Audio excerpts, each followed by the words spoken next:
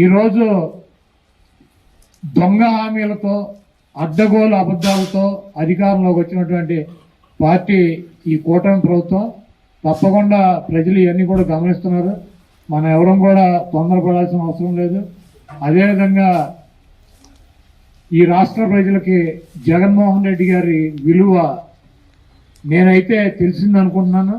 ఎన్నికల్లో జగన్మోహన్ రెడ్డి గారు ఇచ్చినటువంటి నవరత్నాల హామీలు కానీ ఆయన అమలుపరిచినటువంటి కార్యక్రమాన్ని 2024 ఎన్నికల్లో ఈ రాష్ట్ర ప్రజలు గుర్తించకపోయినా 2029 ఎన్నికలు వచ్చేటప్పటికి జగన్మోహన్ రెడ్డి అనేటువంటి వ్యక్తి ఇచ్చినటువంటి మాట తప్పడన్నటువంటి నమ్మకం ప్రజలకు ఏర్పడుతుంది.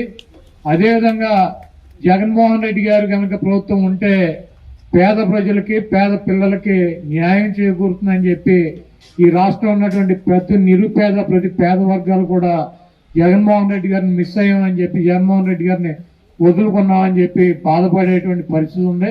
తప్పకుండా జగన్మోహన్ రెడ్డి గారు 2029లో ఈ పక్కన ఉదయించాల్సినటువంటి తూర్పున ఉదయించాల్సిన సూర్యుడు పడమర ఉదయిస్తాడేమో కానీ జగన్మోహన్ రెడ్డి గారిని ముఖ్యమంత్రిగా ఆపగలిగినటువంటి శక్తి సామర్థ్యాలు ఈ కూటమి ప్రభుత్వానికి లేవని చెప్పి తెలియజేస్తూ